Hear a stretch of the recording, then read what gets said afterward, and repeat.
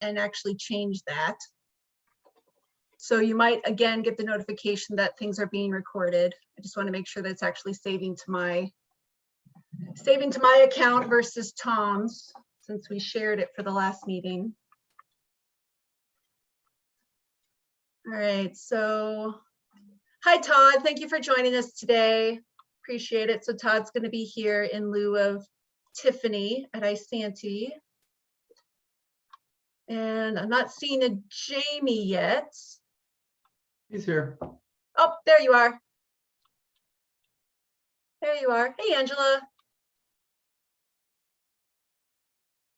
Joining us. And Jennifer Hahn should be on a beach in Florida. So if she logs in, I will be severely disappointed.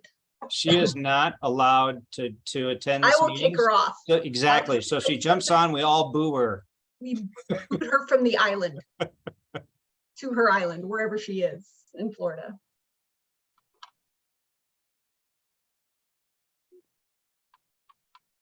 Hey, Beth, always nice to see your face. I had my camera off. I still had a little food in my mouth, so now I can be awake. I also ate lunch. All right. Well, we do have some ground to cover today. Given the fact that it wrapped up so nicely with a bow, Tom, do you just want to give a very brief summary of what happened at the Metro convening meeting right before this meeting? Sure. Thanks, Barbara. Yeah, so we had our 2022-23 Metro watershed-based implementation funding convene meeting just about an hour ago. So the group decided that we were going to ultimately pool funds, and that was a unanimous vote. And then there was one note that I wanted to add. The voting member from Comfort Lake, Forest Lake, Jackie Anderson, did ask that we notify Metro partners that work plans or projects are eligible. That wasn't part of the motion, but I think that's something that is important that I did want to acknowledge. And then just a quick thank you to Emily and Craig for helping me get the budget numbers ready, because I did not understand them before, but I have a way better understanding now. So hooray. Thank you to everybody who participated in that meeting beforehand, and it was really nice to be able to have that extra half hour before this meeting. The majority of this meeting is going to be looking over projects that have been requested for WBIF funding. One of these projects we covered briefly in the last steering committee meeting, and then two more have been put before us, and both of the latter projects needed to come just for our general review and feedback. But if we give them the thumbs up to proceed, their projects would actually be headed to the policy committee meeting on July 25th for further review, approval, and recommendation for the fiscal agent to move forward. So let's just dive right into it, everybody. So we have the Jones Wetlands project that is being proposed by the Pine Soil and Water Conservation District. The project cost is roughly in the $26,000 range, and they're coming and requesting approximately $5,100 from the WBIF. So this would be in the A6 category. Last time there were some lingering questions that went to Paul that he wanted to be able to follow up and clarify. Paul, do you just want to take the stage and give us a brief overview of what the project is and where you guys are at? Yeah, I guess I didn't have any of the stuff pulled up now, but if you guys remember, this is a wetlands project. There was a series of wetland restorations with some upland prairie pollinator plantings in it. And one of the questions was, what was the total acres? And that's 9.5 acres of area that's going to be restored. And then the question, one of the biggest questions was the technical expertise or the technical guidance on it, and kind of navigating through that. Our board appointed John Raines, the individual that works for the U.S. Fish and Wildlife, that designed the project as a certified technical expert in wetlands projects.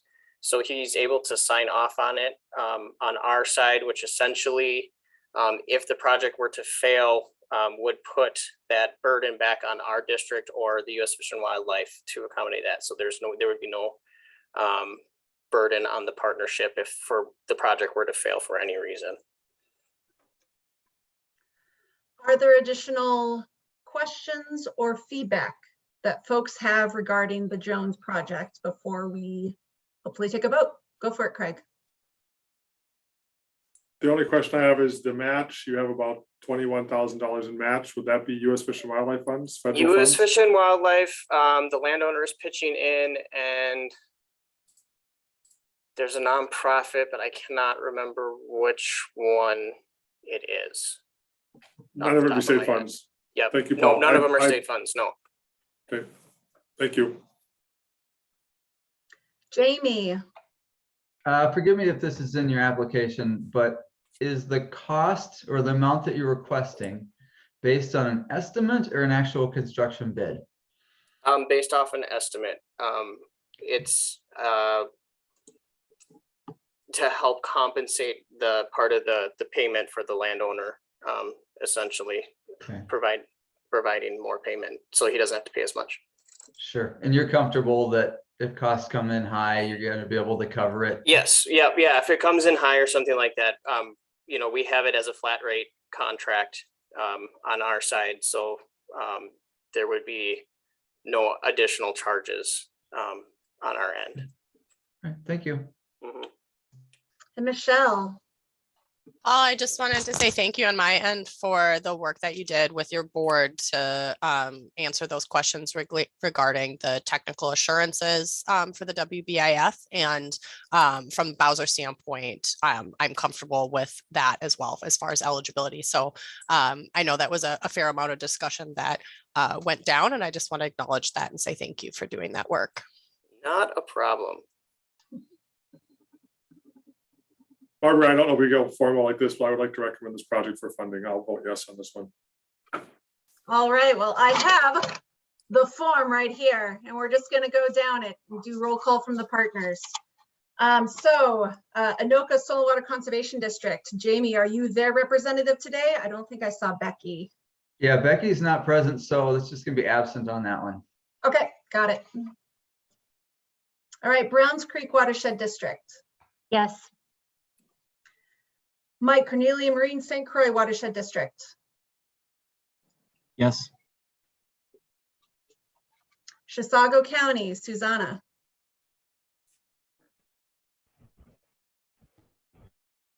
Hi, everyone. Yes.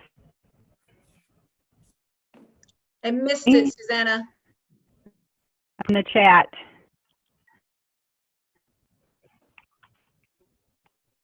Gotta love it. I've been having a lot of internet issues this week as well. Chisago County, are you also the Lakes Lid representative, Susanna, or should we mark that as absent?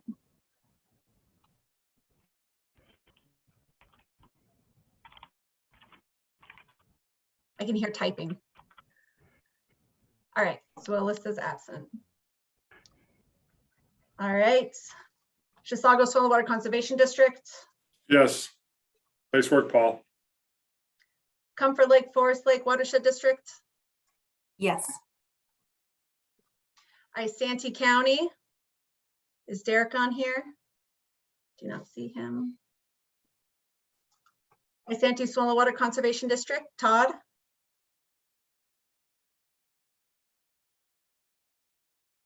Gotta love mutes. Yeah. Yay, very good. I see the thumbs up. Fantastic. Middle St. Croix WMO. Yes. Pine County, Caleb. Yes. Great. Obviously, Paul, I hope you're an S, or does he abstain, given the fact that he's the sponsor? I'll abstain. Otherwise, I'll say yes. Whatever. They voted in Whatever the floats your past. We've boat. had them vote. We've had the members vote in the past, Barbara. Well, definitely yes then. Okay, great. South Washington Watershed District. Is Matt back on here? Oh, he's connecting.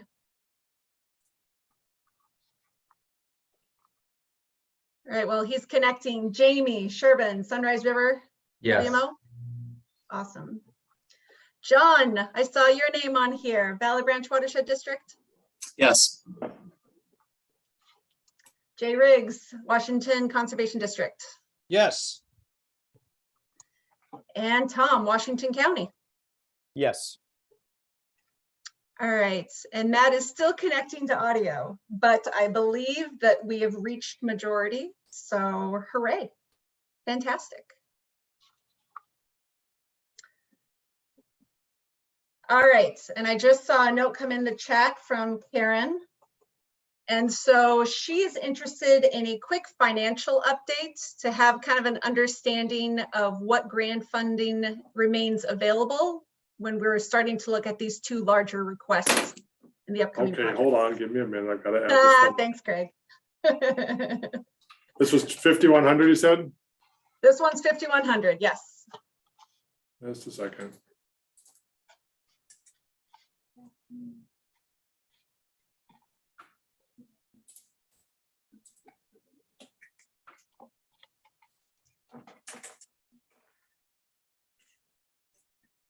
Okay, as of right now, with the recommendation of the Jones Project, we have $737,475.71 encumbered and or spent, which is 58%, giving us a balance of, Emily shook her head, yes, she probably has it already too.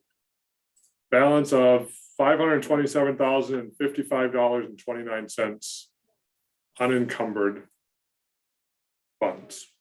Emily, is that what you have too? It looks like you were shaking your head. Thank you. It's always nice when we line up to the penny, Emily.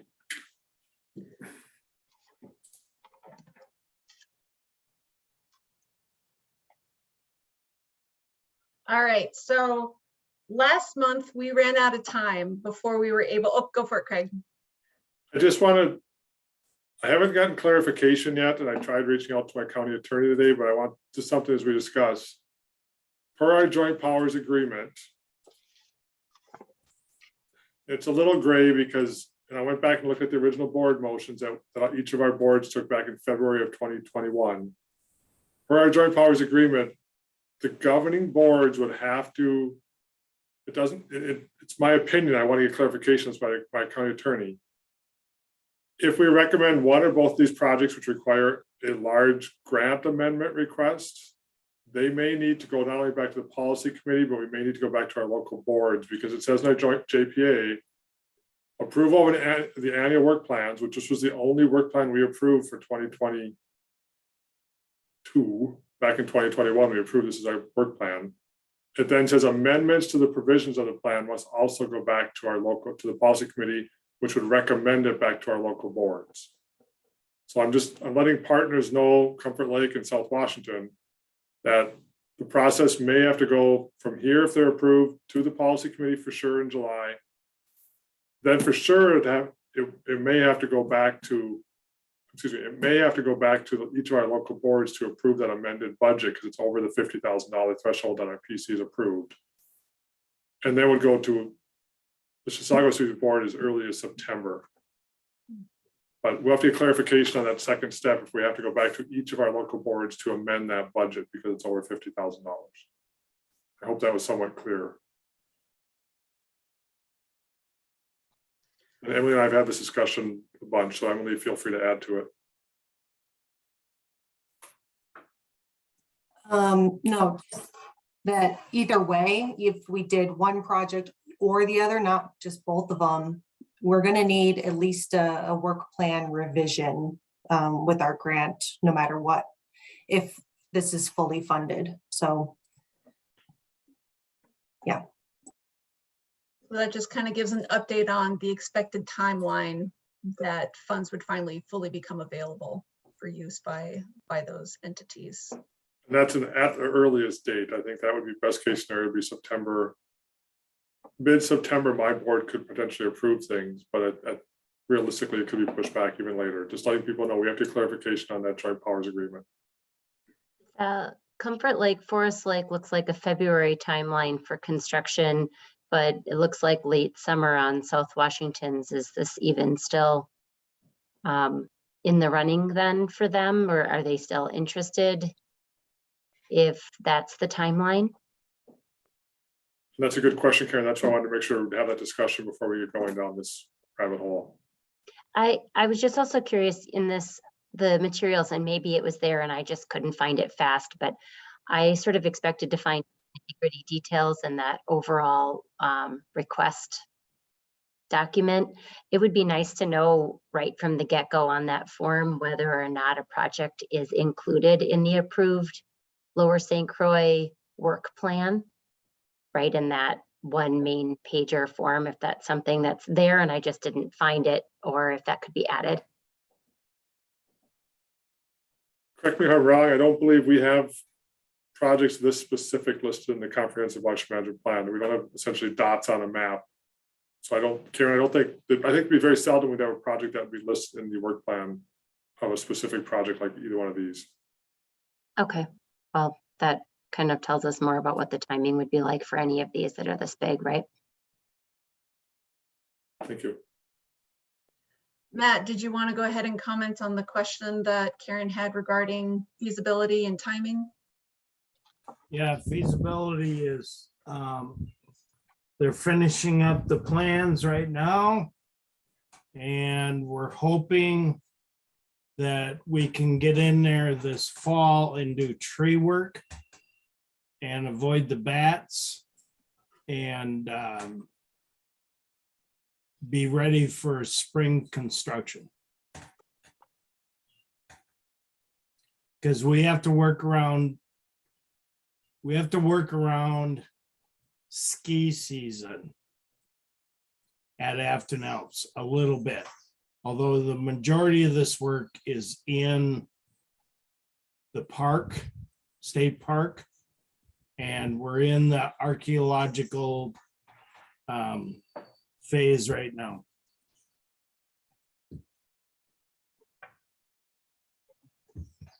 So Does you would that still, answer the question, Karen? Yep, sounds like it's at least a big chunk of it still feasible, right? There might just be a little tiny bit that you need to get moving on sooner.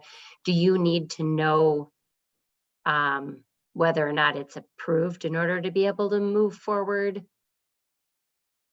with the activities that need to happen this early, or, you know, late summer, early fall, if it's going to potentially be till September? I'm just curious if, you know, if there's anything that you would be changing for an ask, or if, you know, the uncertainty of that would slow things down. Well, I mean, basically, we are looking for the implementation dollars and we're looking for the engineering dollars for construction.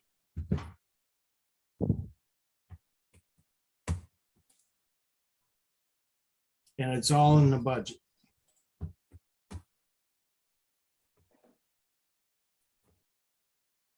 And the work plan and the watershed plan. So if somebody else has a project, let's talk about somebody else's project. right, any other immediate feedback from folks before we turn to the Comfort Lake Forest Lake project? I should just clarify, maybe Michelle can clarify for us. We would be required at a minimum to do a work plan revision, but if both projects are approved, there's a good chance we need a grant agreement amendment. And so if they do have to go back to the boards, which would be during the month of August, if the boards approve that with a 2/3 vote, then they would have to be submitted to Bowser. And Michelle, can you give us an idea of time frame, how long it would take for a work plan revision and or grant agreement to be approved? Sure. Work plan revision, that one's simpler, right? So if it's under those thresholds, that's something that once I've reviewed, I can just approve internally.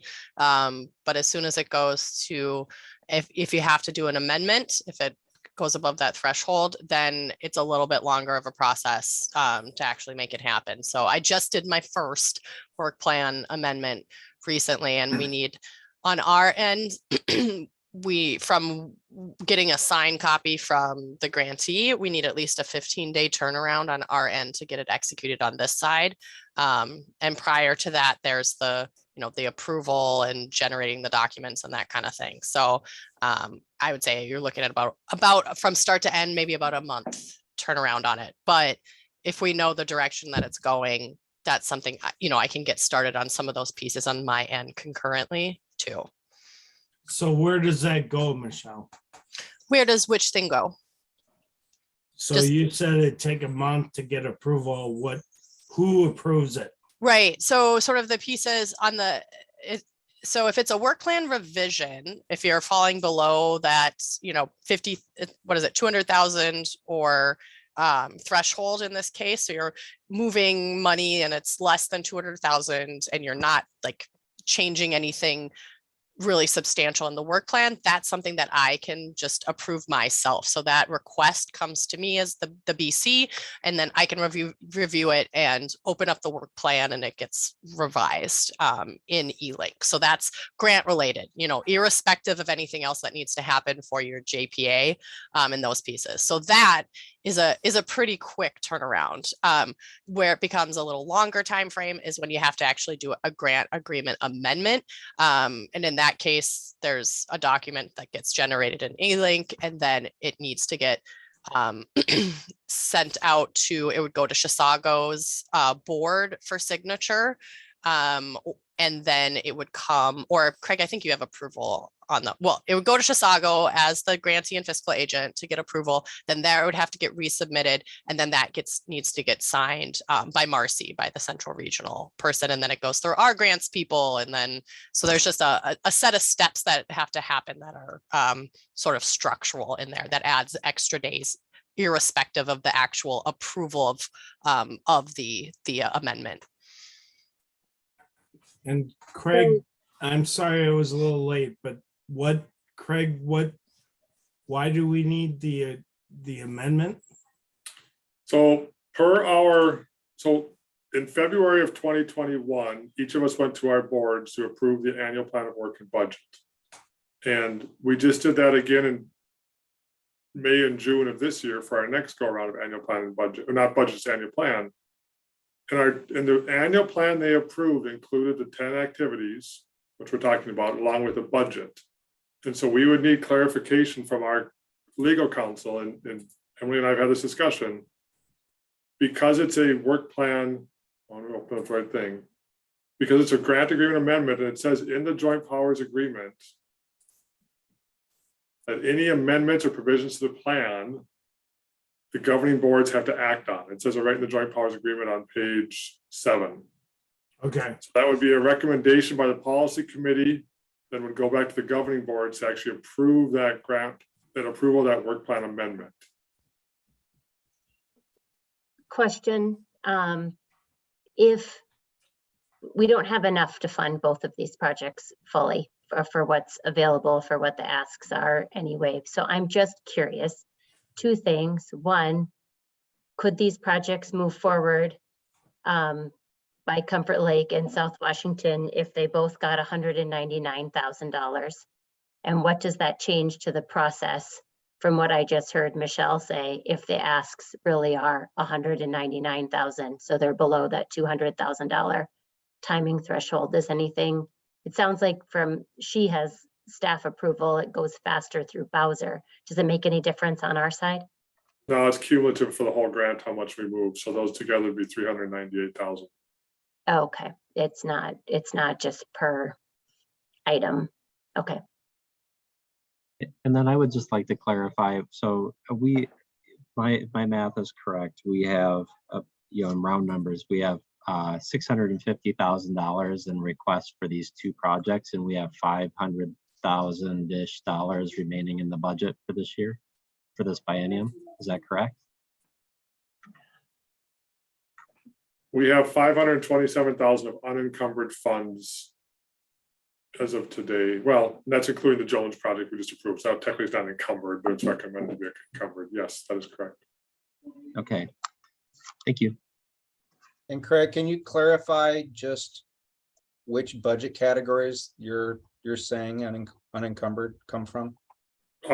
We still have funds available in A2 structural ag BMPs, A4 non-structural ag I'm sorry, A2, A4, and A5, A6. Those are all your structural ag and urban, your non-structural, your wetland restorations. Internal analysis has a little bit, target analysis has 75,000, technical engineering has 40,000, and admin has 11,400.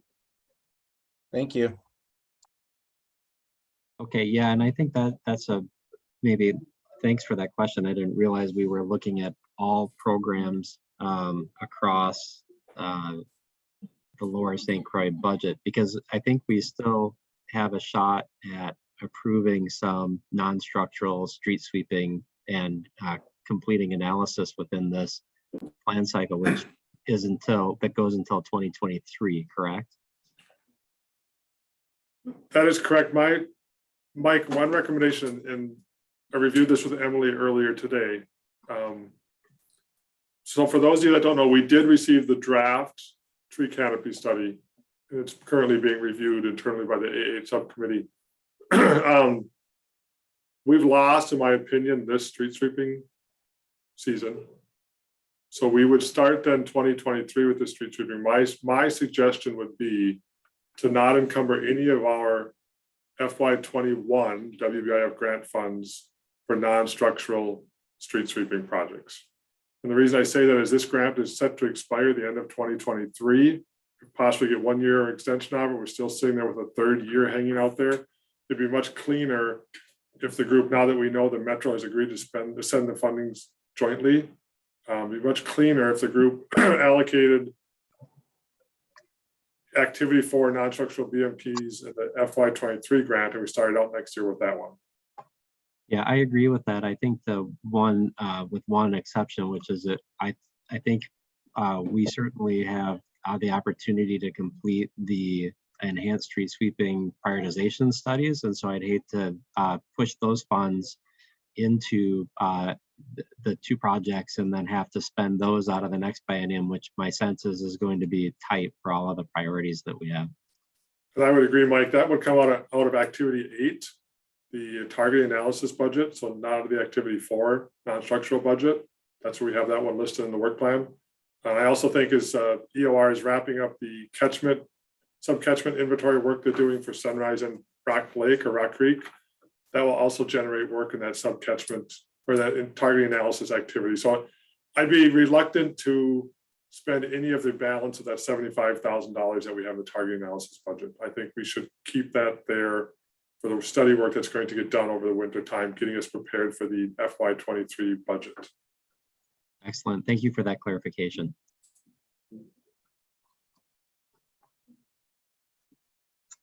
All right, so I really want to make sure. I'm sorry, just to summarize that then, Craig, what you're saying then is that we would potentially shift funding or combine funding in 2, 4, and 5 to support the current applications on the table.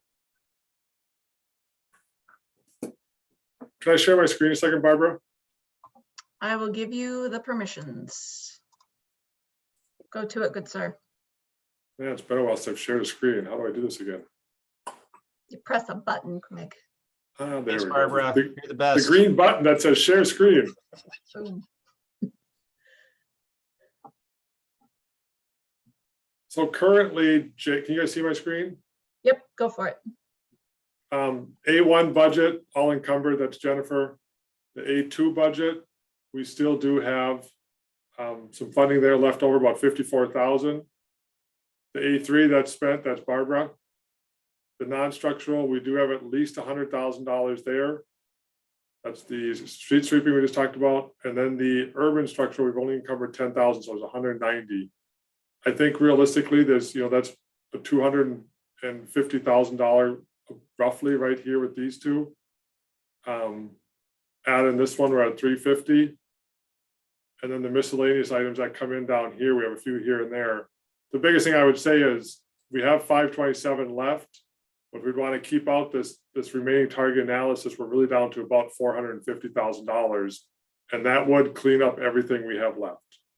That would clean out the technical assistance engineering, that would clean out the administration coordination, the internal analysis, the wetland restoration stuff, which Paul I know is working on another project coming up here soon, so we may have more requests coming there. Just letting you know, that's where we're sitting right now.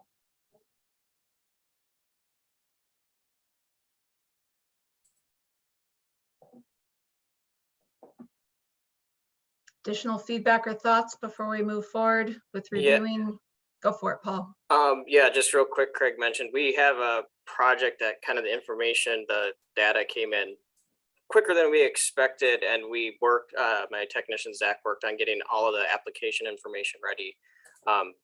That project is about $10,300, that wetlands project. And we have it technically ready to go today. But you know, we can just keep that in the back of our minds as we're talking about these other projects too, so.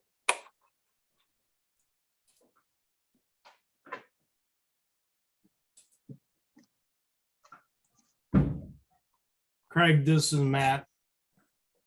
Can you send that spreadsheet out, but can you put in a column that shows what the requests are? So like Paul just talked about a $10,000 project in wetlands. Can you add a column that says what everybody's looking at right now? Just give me a minute, I'll add it to my spreadsheet. Okay, so Paul, you said 10,000. How much would your request be, Paul? We'd go for like 10,350.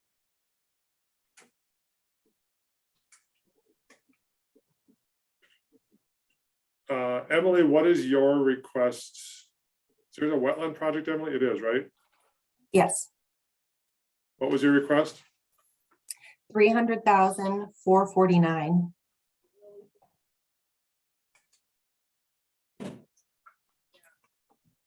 Okay, Matt, what was your request? The construction, don't include the 40,000 for construction inspection. Oh, construction is 385, I think. And then the engineering stuff is, I'd have to think about it, but it's gonna be, 10% of that, I'll just put the 10% full of 40, the project costs, so, let's put the full 40,000. yeah. Yeah, with inspection and on-site engineering and stuff, it's gonna be close, but that might be a little high, Craig. So if we put in the request that we just talked about, that puts us at 1.473 million, or about $208,000 over budget. And that's using, not leaving any extra money for target analysis that we just talked about.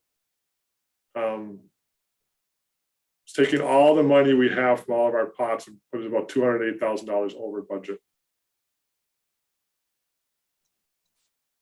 Can you remind us what the 75,813 for the targeting analysis, what we have planned for that through the end of this grant cycle? Sure. That would be, this isn't our approved work plan. That would be the targeted or enhanced street sweeping part that Mike Eisenstein just referenced. So once the canopy study has been approved, the draft that's been received by EOR, then it would be working with each of these communities to start doing that work. And so it would either be hiring a consultant to do the work or internal staff doing the work to develop. That we did budget $40,000 for this work plan item. And then the second activity, and Mike Eisenstein, I'll turn it over to you if you don't mind, is EOR is currently doing the catchment study for the Sunrise River and Rock Creek or Rock Lake, I recall, I think it's Rock Creek. There would be funding there then to do the next phase of that study, correct? To start doing essentially a subwatershed assessment for those catchments. Correct. So basically, we engaged DOR to do the catchment evaluation. So identify the catchments because it's a super large area, and then do some initial analysis on catchments that were highly connected and catchments that were not connected. So to help us focus in on the sub-watershed analysis for the catchments to focus on in that large area.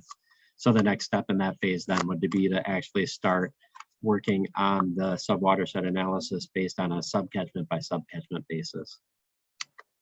And that sounds likely to keep moving forward for 2022. Yeah, I think that Casey is really the linchpin of moving forward after the EOR evaluation is done.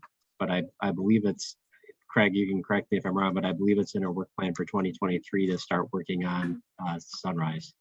Correct, this winter, yeah. So the email correspondence we have from EOR on last Wednesday, which was forwarded to Mike and Jay, and they're working with the A8 subcommittee, was the assessment protocol for the tree canopy, but she also mentioned that the catchment prioritization is near completion. We should have a finished project for that, probably for that one soon. So that would be part of this A8 study.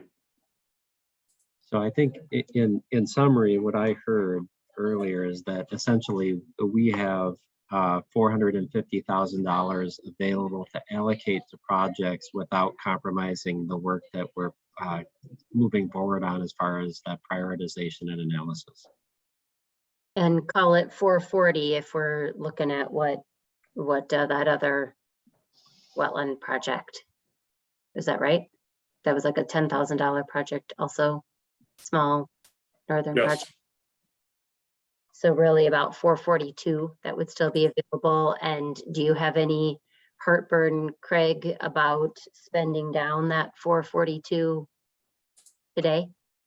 I have a little heartburn spending down the rest of the admin coordination. I think there's 12,000 there, which is what, 1% of the grant. I do think, I mean, we've had a request come in. We didn't budget anything for education outreach material. And I think that ask was $11,000. So right there, if we need to, we've taken it out of the A3 budget that was in the contract with Washington Conservation District. I do think we need to be cautious of that. Yes, Emily? Well, I'm just thinking we're focusing on fiscal year 21 right now. Learning this news that it sounds like the bulk of construction, everything but tree work for Trout Brook is going to occur in spring 2023. That sounds like it's probably going to occur after we have our work plan deadline for the fiscal year 2023 WBIF grant. And per our last meeting, about 680,000 it needs to be allocated in that pooled budget for CIP like this. So I don't know, and we'd have to probably, I'd want to know Bowser's opinion on that, Michelle, if that's possible to maybe split it up so that some of that technical and engineering and the tree work for Trout Brook occurs on the fiscal year 21 grant. And if it'd be possible to fund that remaining probably bulk of that request on the 23 grant.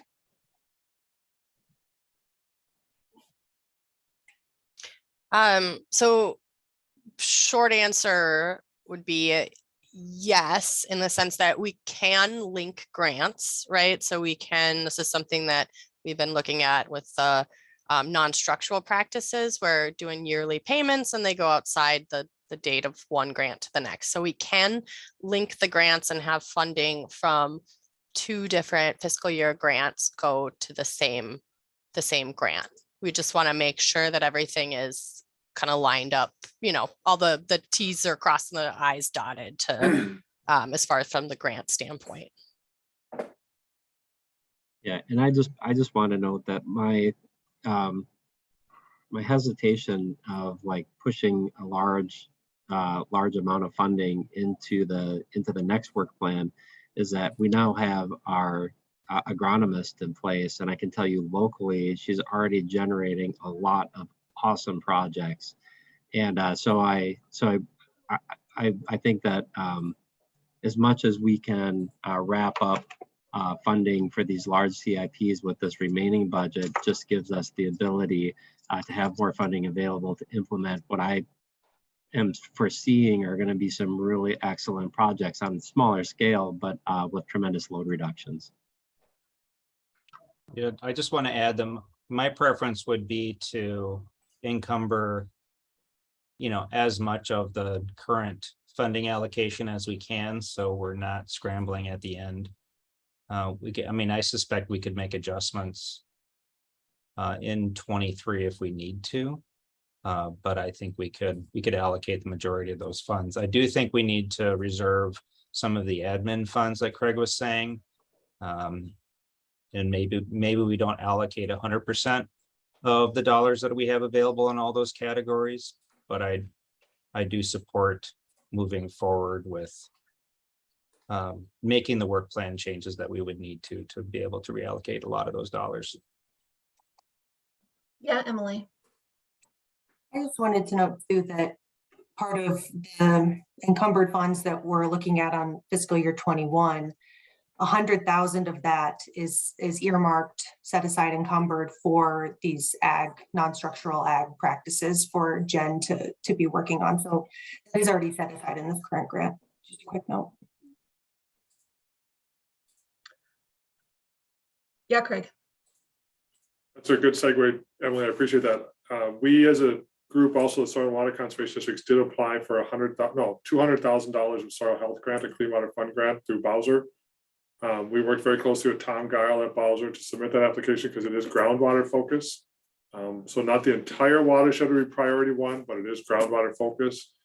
I spoke with Tom Guile today, asked him when that was going to be going to the Bowser board as he was sitting in at the Bowser board meeting. He said August, and he said they had less applications for funding than was available. So he didn't give me any more insight than that, but if we wrote a decent application, I would sure hope it's funded. But again, we won't know on that until late August. And just wanted to point out in the chat, so Michelle asked whether or not there's any concerns of staff running out of funding before the next grant agreement. And Jay responded that A1 and A3 do have adequate funds for staffing, just so it's on the recording. Per our current agreements. Per our current agreements. Yep. I really appreciate you guys holding my budget together. It's appreciated.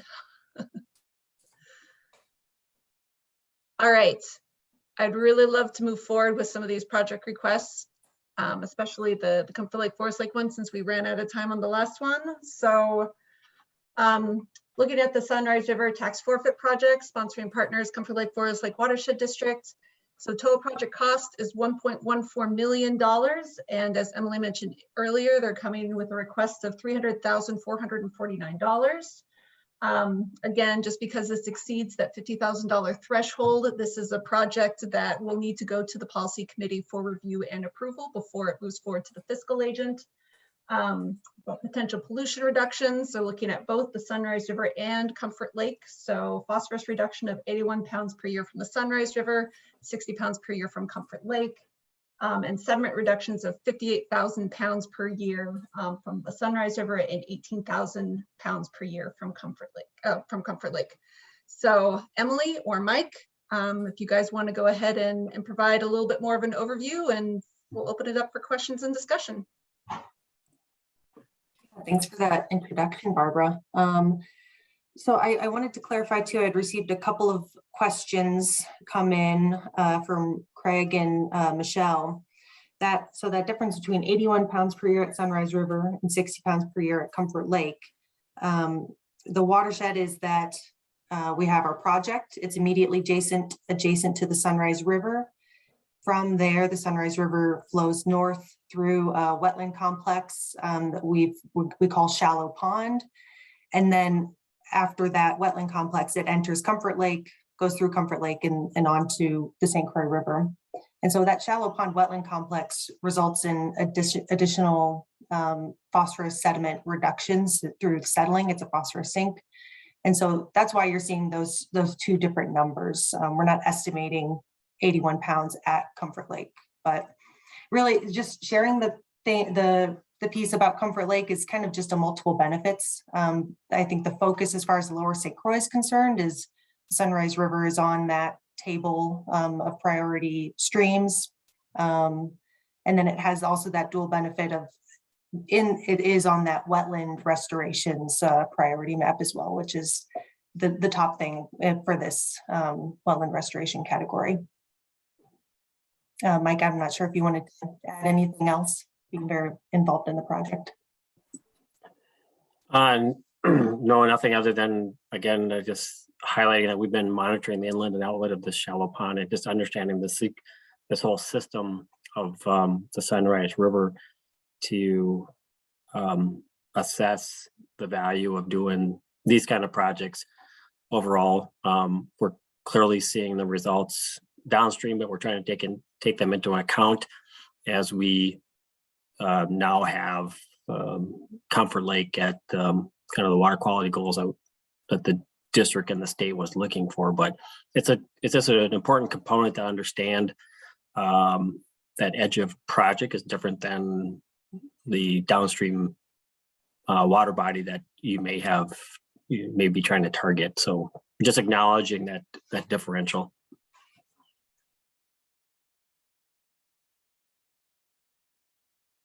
But that being said, one of the goals that we have is to protect shallow pond. We don't want this wetland to be a stormwater filtering system, if you will, for all this drainage that comes from, basically the interstate and the commercial area of Forest Lake through that entire drainage area. So that's another goal that we have with this particular project, given its location.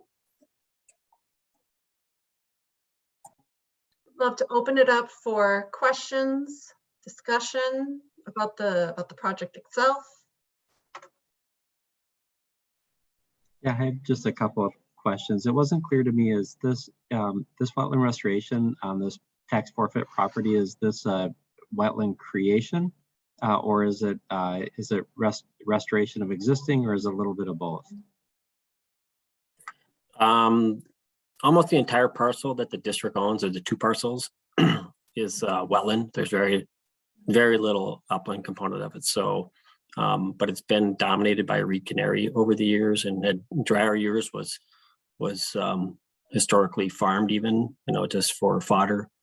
And but so it's really more of a, I guess I would say, a restoration component, because the lateral that goes through that wetland complex obviously is not natural, because it's just a straight ditch. So this is trying to reestablish the functionality of that large wetland complex to serve the purpose that it had originally.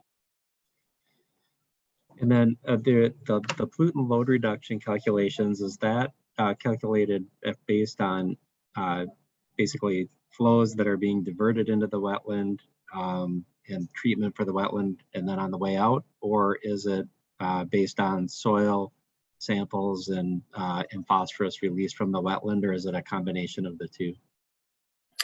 Yeah, good question, Mike. It is a combination of the two. So we've been monitoring that drainage system for quite some time, and so we know what the load into the Sunrise River is at that point. So by being able to push over, a certain amount of volume of water, we'll get some treatment, but we're adding, so there will be an excavation component, which of course we anticipate now to be, the engineer's estimate of course has gone up given a lot of factors, and but we also expect to see the reduction through the wetland system itself on the back end. So just out of curiosity, and this is a little bit of a sidetrack, but did you guys do soil sampling in there? And then what did you find for do you recall, like, ballparking how deep the high phosphorus content soils went? Or what's your plan for excavation to recover those? Yes, I could probably send those over. I don't really remember off the top of my head, but we did soil borings throughout the area, and we used that to identify the volume that we felt was appropriate for to get the goal, the reduction goal that we were after. Okay, and then I apologize for keeping the floor, but I'll just ask this last question and then I'll relent. The other part I noticed is when I was doing the math, it looks like you have I already have a Clean Water Fund grant, 492,000, and then a 319 grant of 290,000. So is there any local match if we award the funding from the Lower St. Croix, or is that because I think the 300,000 then adds up to the 1.14 million? Is my math correct? That 90, it says district levy and section 319. There's going to be other things that go on that 319 grant. And so not all of it is going toward this project. So there is district levy going here. And depending on how this award goes, I'll need to write that federal work plan accordingly. Great, thank you for that clarification. All right, I believe I saw Matt. Yeah, Who's how next? much, first question is, how much district funding? We still need to determine that. It's going to be at least six figures if we can. And it's also if we aren't able to get more grant funds, we might have to skip doing this ad alternate. This project the construction costs are a lot higher than we anticipated back in 2019 when we wrote that Clean Water Fund grant work plan. And so now we're trying to see if it's possible to make it work to still do this, given kind of the current global climate and construction materials costs are a lot higher than we thought back when we built that budget. So when you say six figures, Emily, you mean $100,000? I think that's, yeah, and that the ballpark, yeah. So Well, the not- other caveat is if we Not 895. Not 895. $895,000. I'm trying to piece together where. Well, you just said six figures. I'm trying to figure out which six Oh, figures. I see. I am estimating it's in the ballpark of 100,000, but again, it's going to be based on how this comes out. And, you know, if it's any higher, our board will have to make some difficult decisions and if they want to cut other projects or initiatives going on, because this is a very high priority project for us. I'll just add too, is that there's a little bit of a caveat with the 319 money. So one of the things that we had originally intended to do was, so Forest Lake, city of Forest Lake has all these dead end streets. So when it was platted 100 and, early 1900 or so, whatever it was, there's all these public accesses to Forest Lake that the city owns. And a lot of them they're not doing anything with them. Some of them are being utilized as quasi boat launches or other things. So they've been wanting to do something in those areas. There's, I think around 30 that are probably of size that we could do something with. There's maybe there's some other smaller, just where there's some outlets and things like that. So that was what our original goal, or one of the things that we had hoped to work on with the city on those.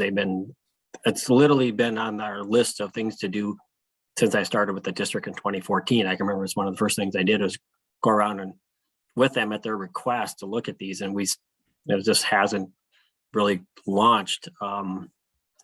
So that's we got those in Newport and St. Paul Park up against. Yeah, so I mean, right. So that's kind of the trade-off. I mean, really is that we'd like to be able to, and it's always the case, you just gotta kind of pick which things are providing the most benefit, and the board ultimately is going to have to make that decision.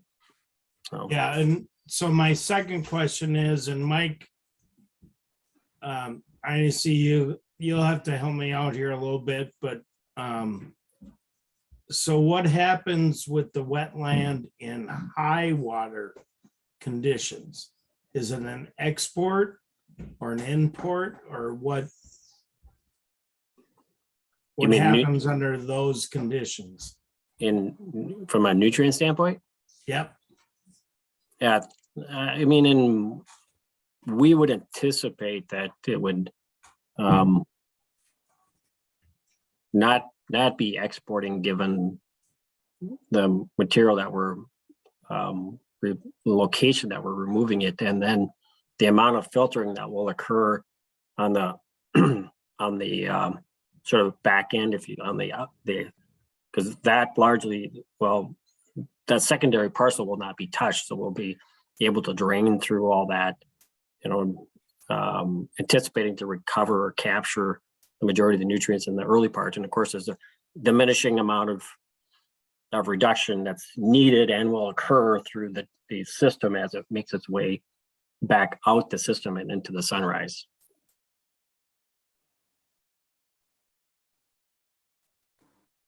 Okay, thanks.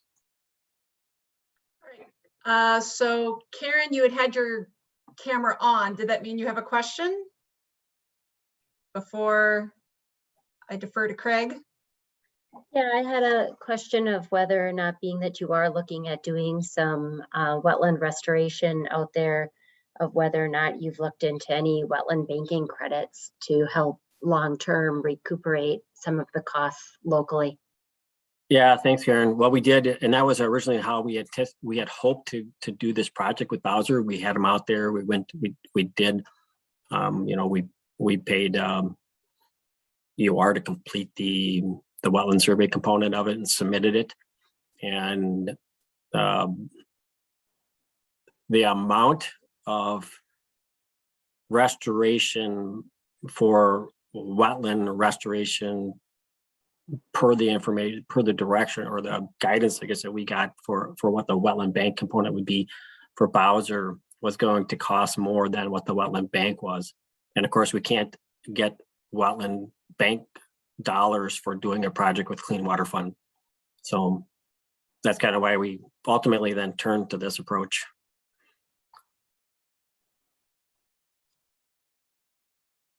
All right, Craig, go for it. I have a question for the group. More than, I think it's a good project. I think both these potentially are good projects. But we don't have the funding to fund these two projects as they currently sit. And both these projects do have to go to the policy committee for recommendation, not just the steering committee.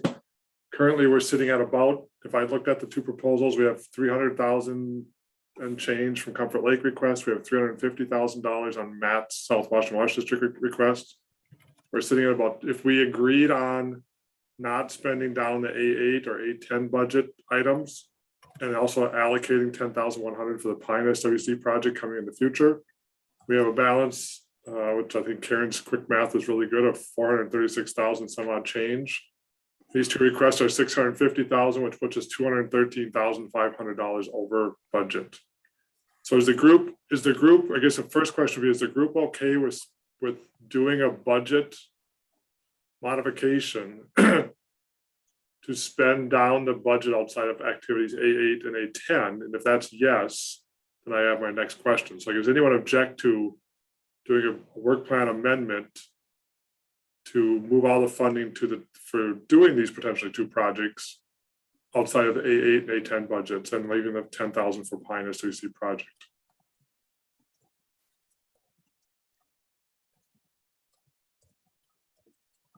Or does anybody object? I should maybe ask. I'm uncomfortable spending more than the 436. I'm not exactly sure what number you're asking here, if I followed everything clearly, but I'm comfortable spending up to 436 today. And that's a question, I guess that's probably a good question, Karen. If people are comfortable spending the 436, give me a thumbs up if you're comfortable spending the 436.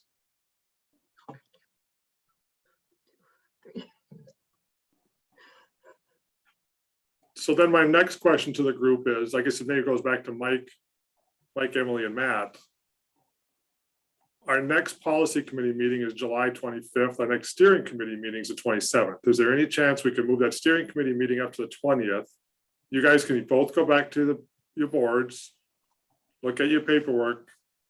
Can you do anything to help meet the goals of the 436? Can you help meet that budget with your projects combined? Whether it's, you come in at you know, you both come in and request for 218,000 or whatever that number is. Because then we can meet as a steering committee, or it could just go straight to the policy committee. I think everyone here is comfortable with that budget request change of 4 to 436. But we can't meet the goals you guys have of 650,000 plus a request.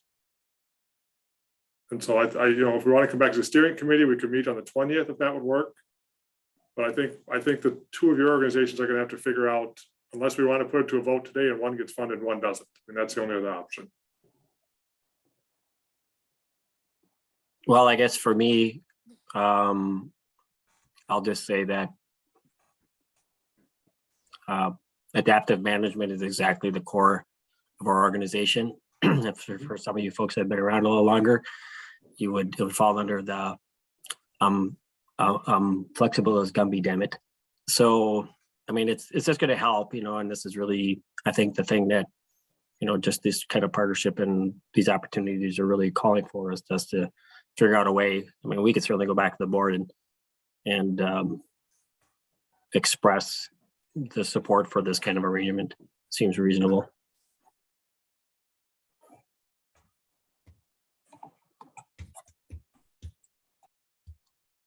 Go for it, Matt. You ready, Craig? Sure. What's up? Well, I don't care. Fund a project, number one. Number two, our project is the load reduction has increased and we are ready to go. And, you know, so we need to put projects on the ground and we need to act as a watershed. So if we want to fund one project and not the other, let's make that decision. And ultimately today, we are just making a recommendation to the policy committee who would be making that recommendation regarding either one of these And, projects. Yep, and I'll go back to John and we'll look at the numbers and I mean, ultimately, you know, we're kind of looking at the budget and we don't generate a lot of revenue in Lower St. Croix.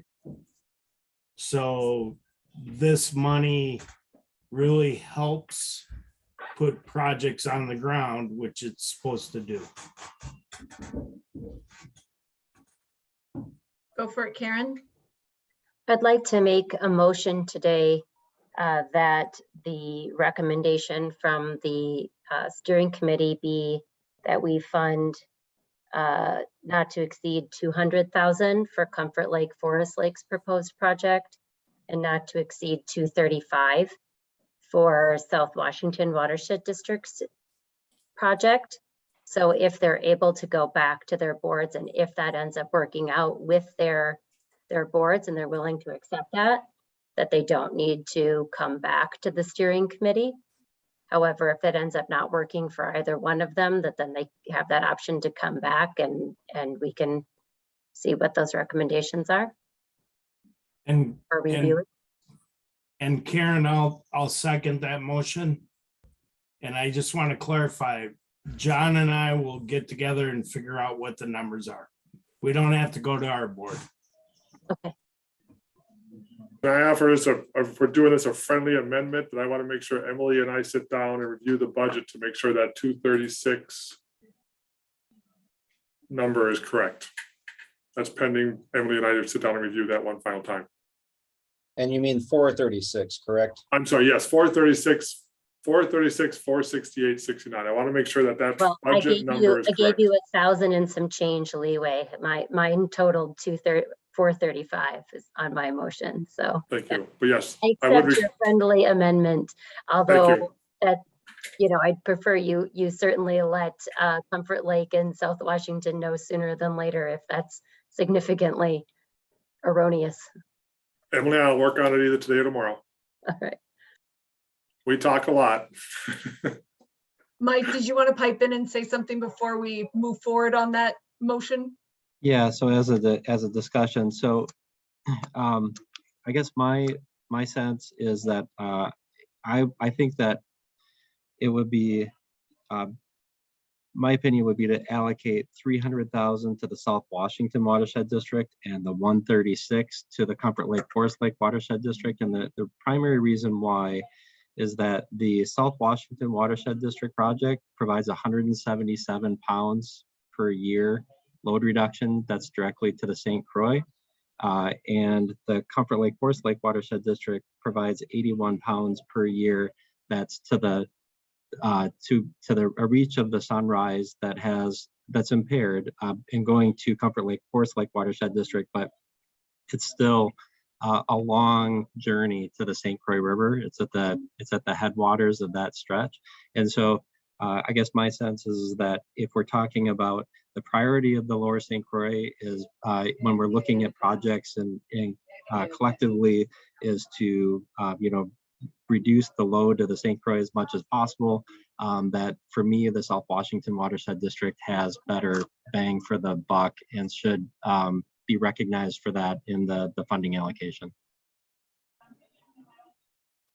I like sort of the way you're thinking about that, but what about the other aspect of the Sunrise project being farther north on the St. Croix versus the South Washington project being much farther sort of at the end point of our project? I mean, does that make any difference to you, or just more of the water lands in the river itself? It's an interesting way to think about it. Yeah. For me, the big driver is just the cost benefit. I mean, when we were putting together the plan, this was a component that there was a lot of debate around, right? Which is this funding is to improve the St. Croix, and we should be looking at cost benefit. And so a big chunk is just the differential. The South Washington project is providing twice the load reduction to the St. Croix. And I guess the question is, so I don't want to diminish, because that the section of this of the Sunrise River that the Comfort Lake Forest Lake Watershed District project is on is impaired, as well as Comfort Lake is impaired. But there's still, I think it's a long stretch of river and at least 2 or 3 basins prior to the discharge to the St. Croix River. So, I mean, we talked a lot about direct discharge focus, and I know, I don't but definitively know that the South Washington project has what that load reduction benefit is to the St. Croix. I'm not sure what the real benefit to the St. Croix is of the Comfort Lake Forest Lake Watershed District, but it is addressing 2 impaired waters, which is important. I just want to remind everybody too, and thanks, Mike, for clarifying that, but we're directly connected to Lake St. Croix. And so everything we're doing goes straight in to Lake St. Croix. Hey, Zach, nice to see you on here. Did you have a question or a comment? Yeah, I was just checking that motion as it's what stands, however exactly it stands with the amounts. I don't believe it leaves room for the 10,000 that Pine is requesting. So I guess my request would be to leave 10,000 for our project, 10,100, which I'm more than happy to present to everyone today. I've got all the numbers and everything ready to go. It did indeed. It does include that number. Okay, thank you.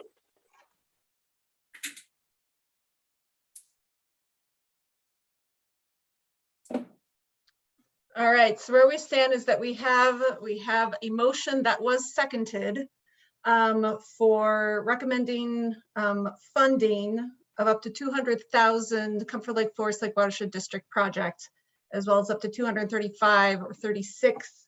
Sorry, you gave 1,000 wiggle room, 235,000 to the South Washington Watershed District, and that would be the recommendation that we would offer forward to the policy committee. And then South Washington and Comfort Lake Forest Lake would be able to go back to their boards in the meantime and kind of work through and see what those numbers mean. But then Mike also recommended a different allocation between the two. We just move forward with the original motion since it was seconded and get everybody's votes on it and then see where we stand. All right.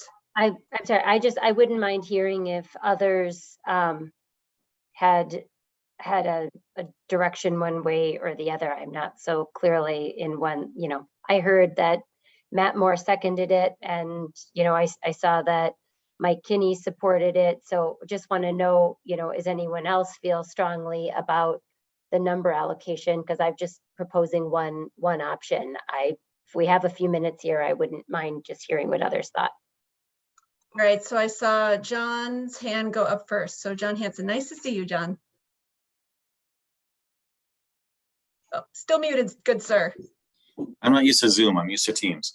I guess I have a question for Matt. Since most of the actual construction work in the stream won't happen this year because you're limited, I don't think you can do any stream work after September 1st, and it sounds like you wouldn't be able to necessarily start with all the contracting issues.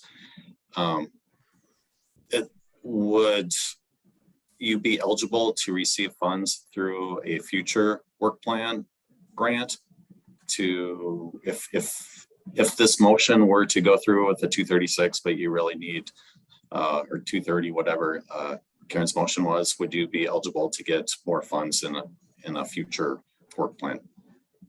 And would that be helpful?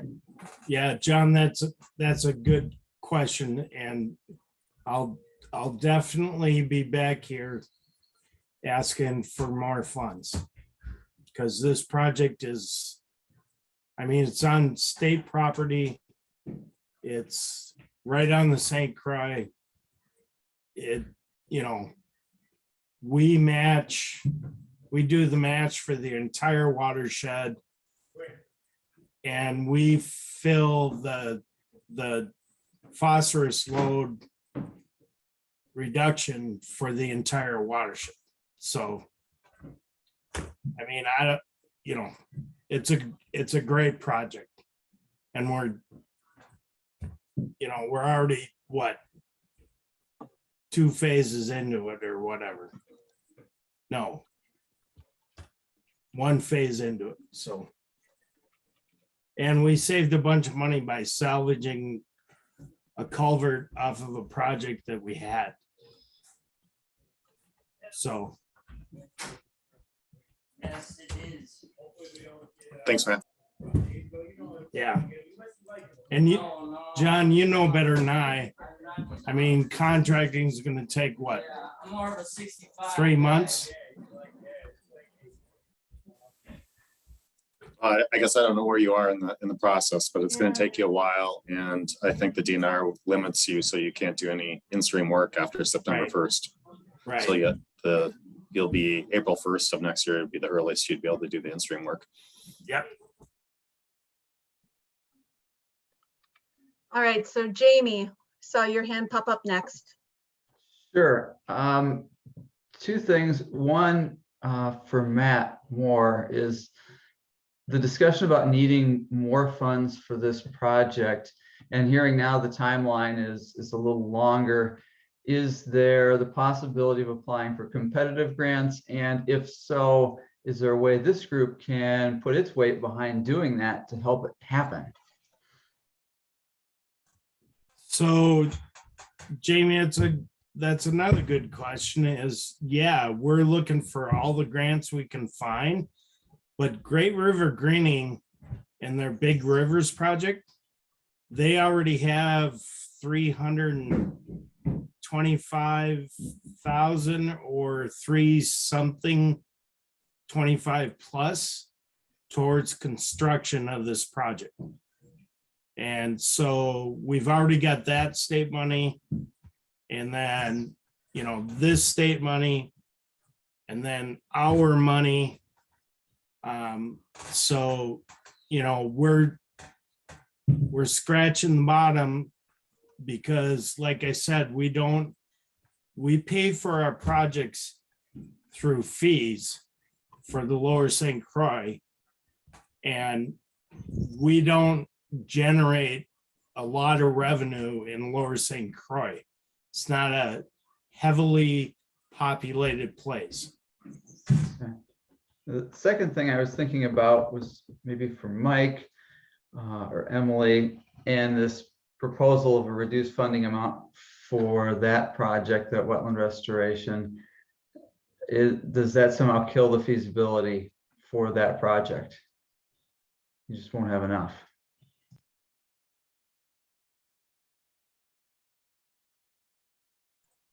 Are you talking about going from the motion down to? Right, the current motion, which is 200,000 for your project, down to the 136,000 that Mike Eisensee had suggested be more proportionate to the benefit. If you only got 136, would you say, uh-oh, we need to delay this project for a couple of years, we just can't do it now? Does it create that kind of a situation? No, I mean, and I guess I'll just go back to Matt's position too, is that, you know, it's great to have the opportunity to access extra funds and to do projects. So that's what we're trying to do.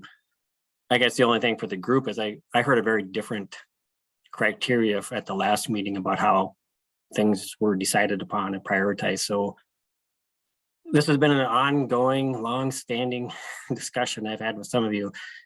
And I guess pick your lane, because now this sounds like a different lane. Thank you for those answers, all from me. Jay.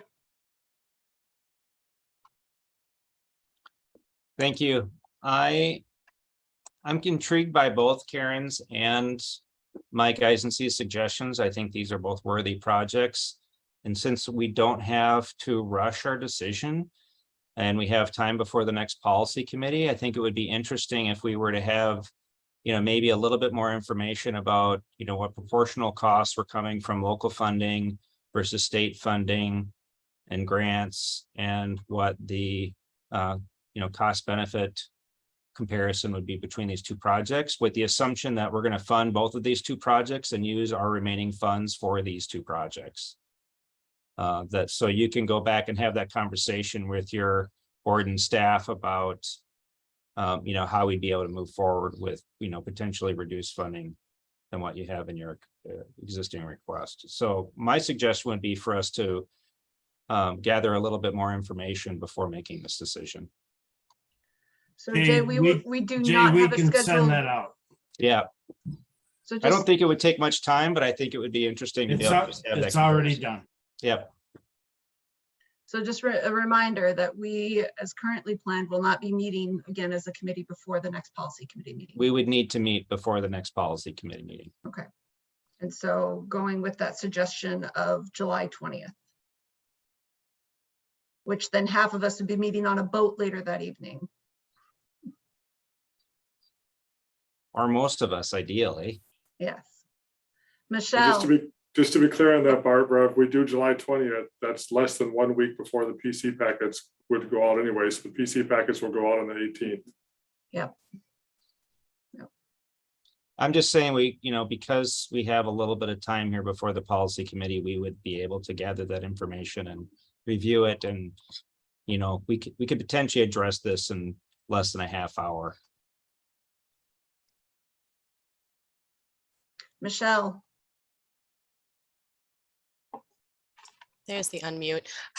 Thanks. This is a little off topic, but I want to make sure I don't forget to mention this, that with being WBIF, just like our competitive grants, there's project and practice assurances that we'll need to make sure get reviewed. The reason I bring it up is particularly for stream restoration projects. Those projects require financial assurances as well for Bowser grant funds to be utilized.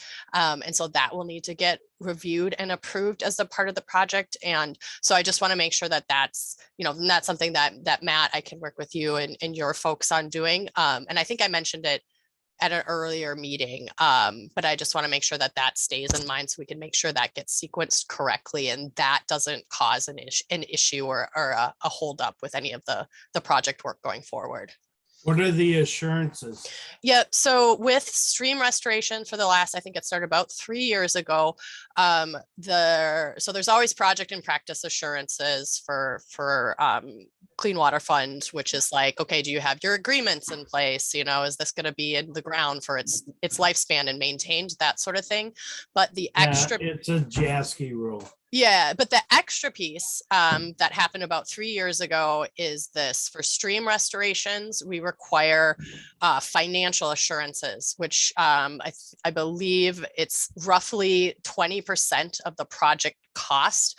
We require the grantee to have documentation of some sort to say, like, yeah, we have the funds to maintain this project over time. Basically, if you do a stream resto and it fails, we know you got the funds to put it back together, right, or maintain it over time. And this was born out of some stream restoration projects that did fail, and folks didn't have the backing, the funds to take care of them long term. Where did those projects fail?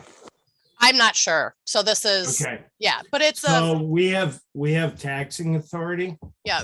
So there's your assurance right there.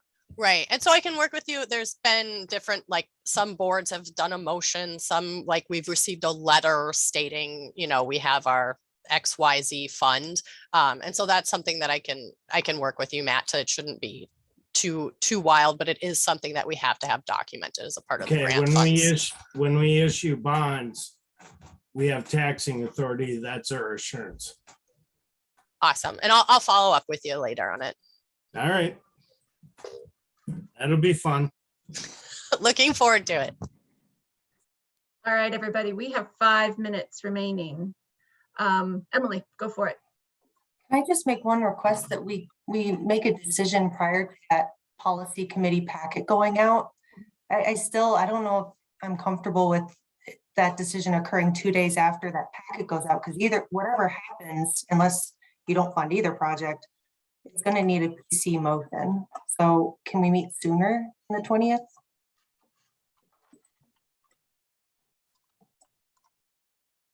All right, so a week before that would be July 13th, correct? We have the planning team meeting recurring at 3 p.m. that day. So we had talked about shifting the steering committee meeting time to 1 p.m. to 2:30 p.m. And so we could potentially do that. Is that what the majority of the group wants versus trying to move forward with the motion on the funding allocation? So the South Washington Watershed District folks, as well as Comfort Lake, Forest Lake, have a moment to step back and kind of better understand what could potentially get wiggled or tweaked with their current budget requests.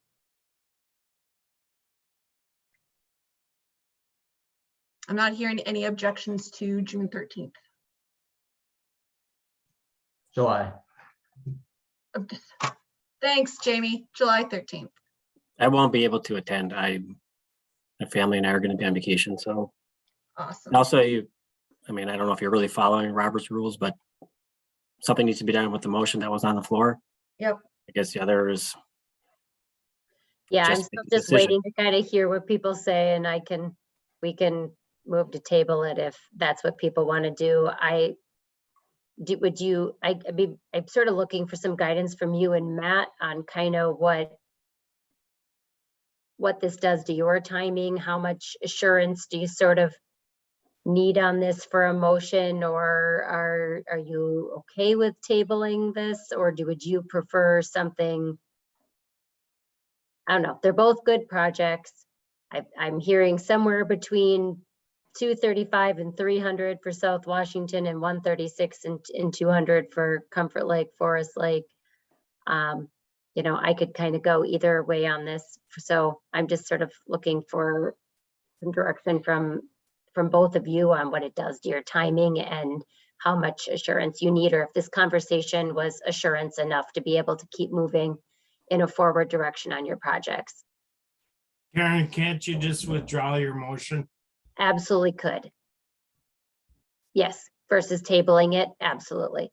Yeah, that. Would you prefer that I did and you just want to go back and relook at numbers? I don't like tabling stuff, so I would That's prefer fine. you withdraw. Or would you prefer that I sort of force a vote? What would you rather do? It's up to you. It's your motion. Well, I guess I want to just know, do you still have enough assurance from this conversation to keep moving your projects forward? We're moving forward. All right, then same for you, Mike. I heard you saying you guys are still moving forward. So I will withdraw my motion at this time and propose that we move to meet on July 13th to bring both of these back with some revised numbers.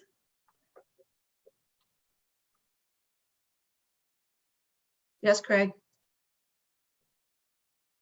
Emily and I will work, make sure those numbers are correct. So as you guys are working on revised numbers, we'll get that. If there's some different change, we'll let you know in the next day or two.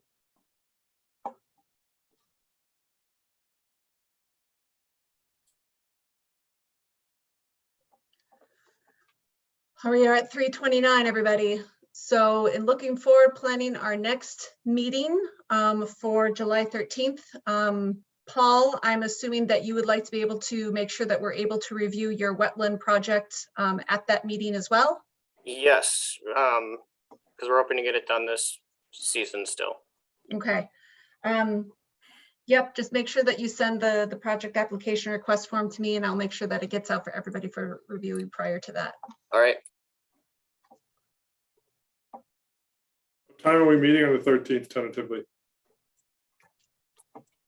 July 13th, 1 p.m. So Mike said that he's not going to be able to make it. I'm hoping, Emily, that you would be able to come and still relay information. Fabulous. Anybody else have any immediate conflict for 1 to 2:30 p.m. on July 13th? All right. The only updates that I have beyond that is if there are any other things that need to come up at that July 13th meeting, to please get that information to me, not 1, but 2 weeks prior to. And so people have time to review them and provide some feedback. In terms of other updates, the only thing that I have education-wise for both me and Jennifer. So me, Angie, and Jennifer all work to put together a monthly summary of our activities and education updates that goes out to all of the partners. That usually happens within the first week of the month. It does take us some considerable time to put it together, though it's a nice summary. Please read them. We try as best as we can to make sure that people know what's going on, but at the same time, we do put in that effort to make sure that those summaries are out there. And so that would be appreciated. Anybody have any questions about kind of upcoming education outreach related stuff, or are there any other committees that needed just to pop in real quick and say something quick? All right. Well done, all. Good conversation, hard conversation. It's nice actually being able to know that we have to compete a little bit between grants versus having too much money. All right, so then we will talk to you all soon. Thank you, everybody. I'll send out the meeting notes later this evening. Thanks all. Have a great afternoon.